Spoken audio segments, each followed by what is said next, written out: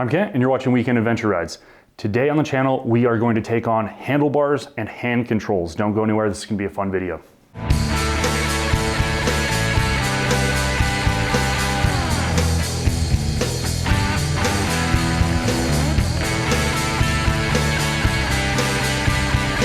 So in the last video, we got the treble clamp on. Now we're gonna get the bar mounts on. These are a 1 1/8 Pro Taper. They are gloss black. Everything we're putting on in this video, I'll put a link for in the description. These are the same for both sides. They are rubber mounted and they use a lock nut on the bottom. We're not gonna tighten that up until we get the bars on so that everything is true. And put both sides on here. And because I do a lot of standing when I'm riding, I am going to put some handlebar risers on here. I believe these are a 30mm riser and they are just a generic brand. I'll put a link for those as well. That's gonna bring us up pretty high there. I do like the look of that. Ultimately, I'll probably put like a Scott stabilizer on here at some point. Okay, let's grab the bars, we'll get those on. So these are the Tusk chub bars. They're a 1 1/8 at the center, and then they come out to a 7/8, so you can use all of your normal grips and whatever you want there. What's nice about these ones is, like many of the aftermarket handlebars, it's gonna give you some lines that denote kind of the angle of the bar. You can see them here. But we're gonna set these at 0 for now. Once we get on the bike and sit on it, may change it a little bit. It's easy to do. And we'll put our clamp on. And we wanna tighten these down really pretty evenly so there's even space on both sides. Now I'm gonna do my best to get the bars kind of centered on here. And at 0, and I'll kind of snug them down with my hand just so they're not moving. And grab my Allen wrenches. And then I'm just gonna do little quarter turns going around so that they're all snugged evenly. Paying attention to the gaps between the top of the clamps and the bar risers.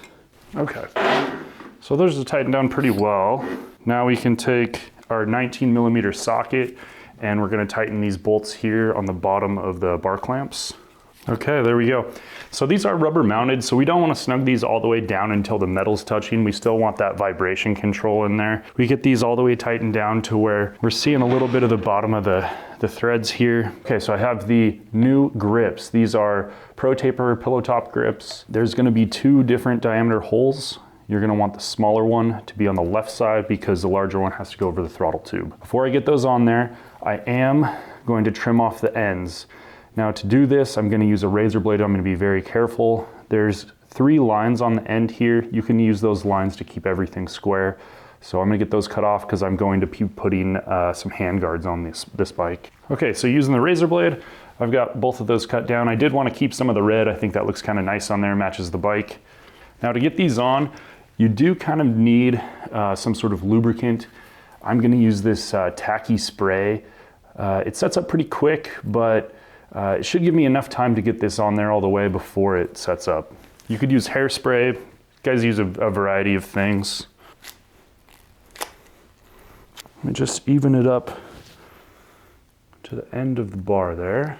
Make sure our grip is all lined up, all the pattern looks good. All right, so we're gonna install the clutch perch and the lever. This is from Pro Taper.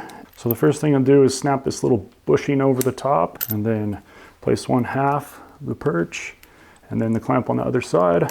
Okay, so as far as where to position this lever or this clutch perch, I'm gonna be standing on this bike a lot, so I'm gonna tilt it down just a little bit so it's a little more comfortable pull. And as far as how far in or out on the bars, we don't want this clutch lever to come in contact with the hand guards that are going on here, so I'm gonna push it in a little bit. Now go ahead and tighten this down. It's about where I think it's gonna work the best, and kind of alternate between the top and bottom bolt, doing about a 1/2 turn each. All right, so that's about where I want it. Looks good, it's not gonna come in contact with anything. All right, so we got the clutch perch on. We're going to get the cable in, which is actually a pretty easy process. So we have 2 ends to the cable. Now this is a Motion Pro cable, but it's just a OEM. There's this larger barrel end that will go to the lever side, and then this adjustable side, this goes down to the side of the motor to the clutch. To get this on, there's a 10mm nut on the bottom. We'll go ahead and take that off. You don't need to take the whole lever off. We'll just flip up this cover and get it out of the way. Then we have the adjuster, which just slips off. And then there's this rubber cover here. We'll pull that off, set the adjuster aside for a second. Now we have our cable. We'll put this rubber cover over the top of it like that. And we pull the cable out a little bit, Put our adjuster on like this.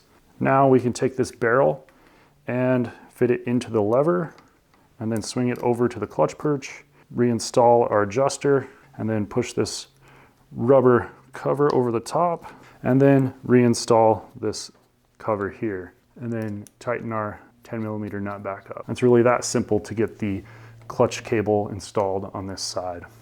All right, so I've got an aftermarket aluminum throttle tube, and I got this off eBay.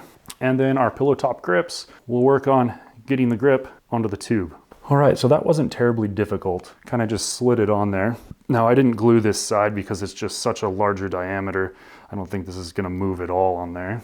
Okay, so we'll get the rest of the throttle linkage together. So you'll need 2 cables, there's a push and a pull. As long as you get both, they're gonna be hard to confuse as the threads are different on each one. Get those threaded in, there we go. And I'm just gonna kind of finger tighten these all the way down so they're a little easier to work with. And then we'll connect our throttle tube to each side, run this up here like so, through this, and then connect it like that, okay? And then our other side, pretty easy to connect here. Just push the barrel into the side. Now we'll slide the throttle tube over the top. Now carefully, without trying to bind anything in there, we'll pull on the cable ends. We'll get our second one on. Set the end of the throttle tube just inside of the end of the bar. That way we don't have any binding when we put the hand guards on. Get our bolts started here and get these tightened down so that it's going to hold it in place. Kind of clamps down on the bar.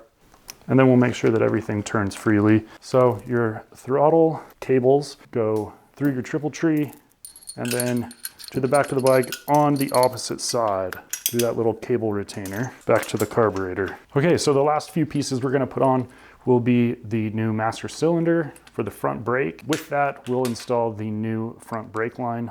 Now this master cylinder is off a XR250. That's what the front brake is, and that's what the whole front suspension is, so it seemed like the appropriate thing to use. Now this is aftermarket reproduction of the OEM. I have gone and replaced the factory brake lever with this Tusk black brake lever. I think it matches the bike a little bit better. First thing we're gonna do is get this brake line on. I find it easier to get the brake line on to start with rather than trying to fiddle through all the cables and everything to get it on there. So I want the brake lever to kind of match the clutch lever on the other side and not get in the way of the throttle cable. It's pretty good right there. Let's see if we can get all this to fit, not interfering with anything. So I'm going to tighten the lower bolt down and I can put the bolt in the top.